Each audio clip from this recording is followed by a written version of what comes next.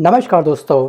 इतिहास में पहली बार ऐसा हुआ है जब इजराइल और दुनिया की सबसे बड़ी अर्थव्यवस्था वाला देश अमेरिका इस एक देश के आगे घुटने टेक करके बैठ चुका है।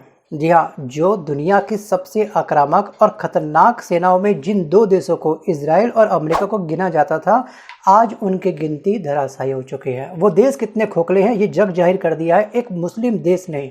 मतलब कि किसी मुस्लिम देश के सामने आज ये दोनों महाशक्तिशाली देश हमको घबराए हुए नजर आने लगे, और जिसका प्रमाण हमने देखा बीते कल के दिन। और वो मुस्लिम देश है दोस्तों ईरान।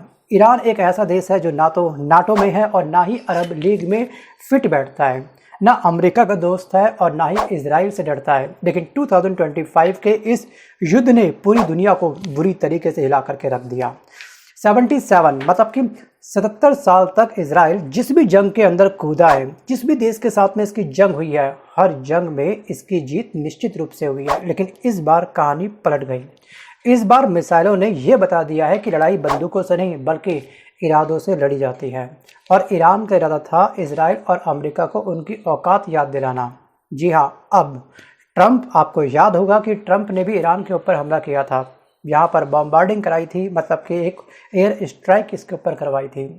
यहाँ पर ईरान के 3 जो न्यूक्लियर प्लांट थे उस पर इसने बॉम्बार्डिंग कराई थी, बट उसका ये कुछ खास नहीं बिगाड़ पाया। बट चंद घंटों बाद ही ईरान ने भी यूएसए के जो एयर बेस थे उस पर बॉम्बार्डिंग करी। लो जी, तुम डाल तो हम पात पात, चलो आओ खेले मिसाइल। तो मतलब कि युद्ध बहुत ही लंबे समय से चल रहा था और दोनों ने बॉम्बार्डिंग करके एक दूसरे को नुकसान पहुंचाया। बट सबसे ज़्यादा नुकसान किसका हुआ है? इजराइल का, जिसको काफ़ी फ़ख्र था कि मैं जिस जंग में कूदूंगा तो मैं उस जंग को पक्का जीत जाऊंगा, और मेरे पास सबसे बड़ा सपोर्ट है मेरा परम मित्र ट्रंप।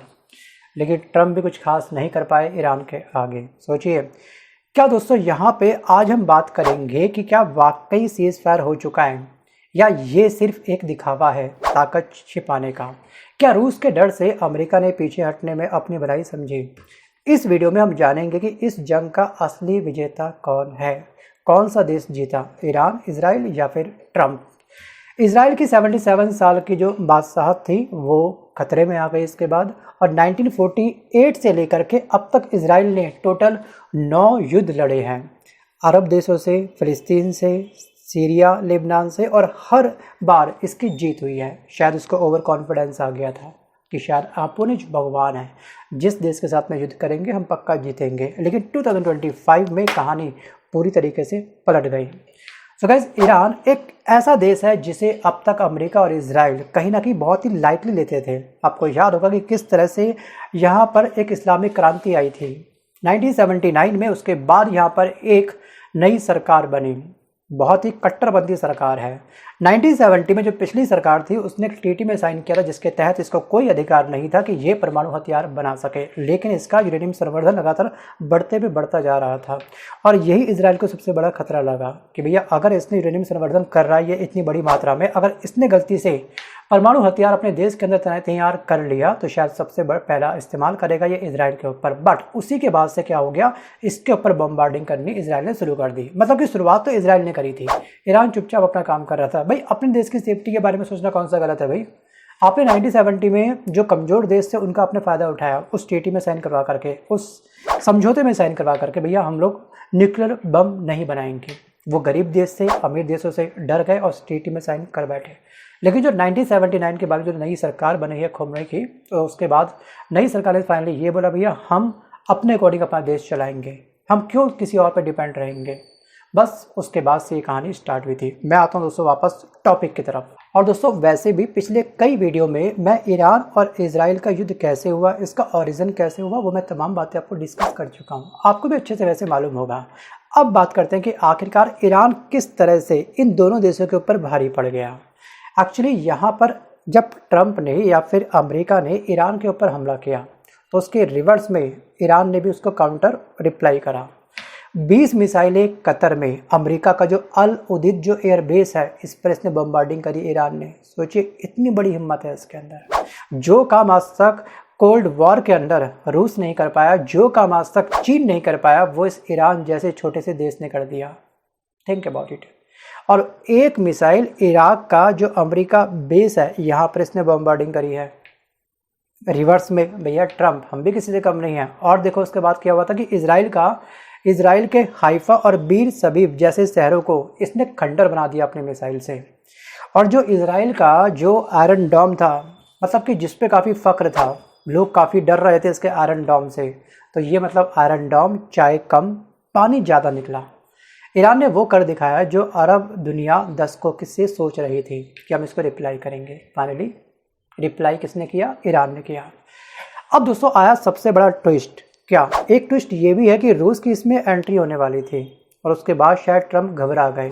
अगर रूस ने गलती से अपने परम मित्र ईरान का साथ दे दिया तो शायद इजराइल और अमेरिका के दांत ऐसे खट्टे होंगे, ऐसे नींबू रगड़ेंगे दोनों देश इसके दांतों पर कि उसकी जो कड़वाहट है वो आजीवन नहीं जाने वाली। ट्विस्ट तब आया जब रूस ने साफ साफ ये बोला कि हम ईरान के सपोर्ट में हैं, मतलब कि खोमनोई ने रूस को संदेश भेजा हमें सपोर्ट चाहिए। रूस ने कहा भैया तैयार है, परमाणु हथियार भी हम आपको दे देंगे अगर जरूरत पड़ेगी तो, आप लो हमसे परमाणु हथियार। सोचिए बस ट्रम्प को समझ में आ गया कि अगर रूस खुल करके उतर गया इस युद्ध के मैदान में तो अमेरिका की ग्लोबल बादशाहत को एक बहुत बड़ा झटका लग सकता है, अमेरिका की असलियत सामने आ सकती है। और फिर क्या हुआ? ट्रम्प ने भी एक बहुत बड़ा, हम कह सकते हैं कि ट्विस्ट कर दिया बीते कल के दिन सीज फायर को लेकर के। मतलब सीज फायर इनके अनाउंसमेंट के बाद भी जंग जारी थी दोनों देशों के बीच में। मतलब कि जो सीज फायर करवा रहा है उसको पता ही नहीं कि मेरे पीछे दोनों देश क्या गुल खिला रहे हैं। सीज फायर के बाद में भी ईरान ने उसके ऊपर वो बम्बार्डिंग करी है। और यहाँ पर ट्रम्प बोले दोस्तों ईरान और इजराइल दोनों मेरे पास आए थे युद्ध रोकने की गुजारिश लेकर के। मतलब देखिए स्टेटमेंट कितनी अजीबोगरीब है। लेकिन ईरान के विदेश मंत्री अब्बास अराकची तो गए ही नहीं ट्रम्प के पास में, तो कौन आया? उसका डमी आया क्या? भाई वो तो रूस में थे उस समय, जिस समय उन्होंने बोला कि दोनों मेरे पास में आए थे। कौन आया तेरे पास भाई? और ईरान ने साफ साफ ये कहा कि हमने सीज फायर पर साइन नहीं किया है, हमारी आर्मी तय करेगी युद्ध रुकेगा या फिर नहीं, किसी के कहने से कुछ नहीं होगा। मतलब बड़बोलेपन की इनकी हद है। अब इंडिया और पाकिस्तान के बीच में सीज फायर किसने करवाया? आपको क्या लगता है? ट्रम्प ने जो अनाउंसमेंट किया था, एक्चुअली हमने ना इसको काफ़ी खुली छूट दे रखी है ट्रम्प को भी।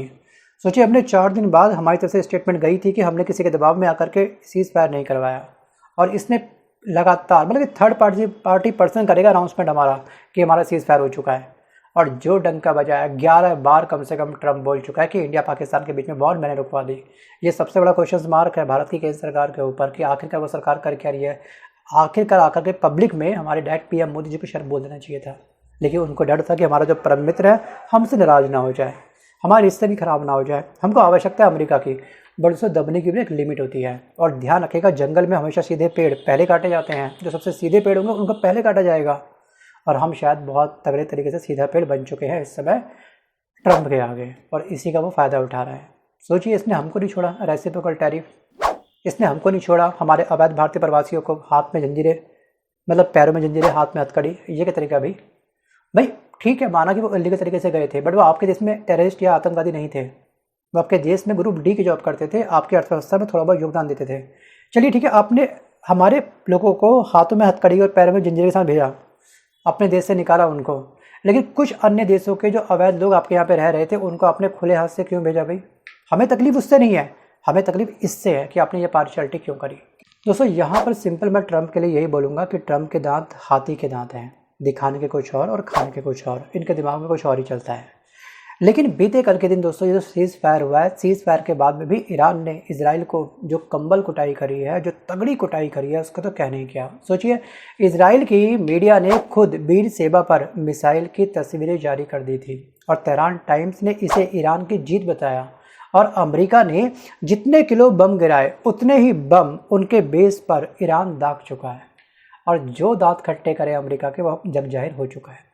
और ईरान ने एक धमकी दी थी फाइनली कि मैं हॉर्मुज जो जलसंधि है जहाँ से तेल का सबसे बड़ा व्यापार होता है, उस स्ट्रेट को मतलब कि उस जलसंधि को मैं बंद करने वाला हूँ, यानी कि तेल व्यापार पर सीधा असर डालने वाला था ईरान। वो तो अच्छी बात है कि सीज़ फायर हो गया।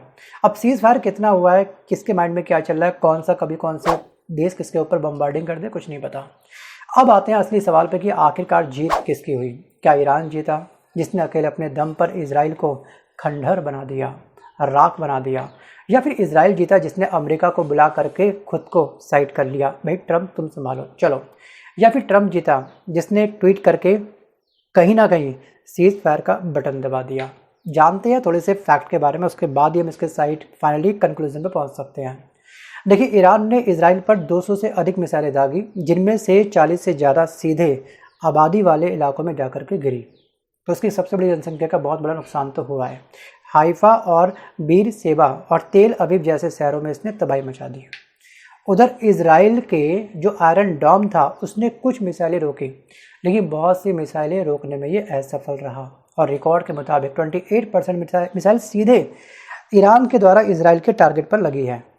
तो मतलब ये आयरन डोम में इसका कुछ खास काम नहीं करता है, ये क्रिकेट इसकी अलग से हुई है। अब ईरान ने अमेरिकी बेस पर हमला किया, 20 मिसाइलें कतर में, एक इराक में और अमेरिकी बेस पर। सच कहूँ तो वास्तविक नुकसान पहुंचा इसकी मिसाइल के बाद। और इसकी मिसाइल दागने की दोस्तों जो एक्यूरेसी थी बहुत अच्छी निकली है इस बार ईरान की। और अब सबसे बड़ी बात यह कि ईरान ने हॉर्मुज़ स्ट्रेट को बंद करने का प्रस्ताव पास करने के बाद में वैश्विक स्तर पर एक बहुत बड़ी खलबली मचा दी है। तेल का रास्ता बंद। सोचिए, मतलब कि अमेरिका और यूरोप की सीधी सांस के ऊपर इसने हमला किया है, ये बात कह करके। अब सवाल दोस्तों मेरा आपके लिए कि आपको क्या लगता है कि जीता आखिरकार कौन, ईरान, इजराइल या फिर डोनाल्ड ट्रंप? जी हाँ, क्या ये सिर्फ एक सीज फायर है या ईरान की रणनीति विजय? क्या रूस के डर से अमेरिका पीछे हटा था या फिर ये खेल अभी बाकी है, जंग अभी जारी है? कमेंट करके आप मुझको जरूर बताइए कि आपको क्या लगता है। सो गाइस, आज के इस वीडियो में बस के लिए इतना ही। मिलता हूं जल्द अपने वीडियो के साथ, तब तक के लिए धन्यवाद।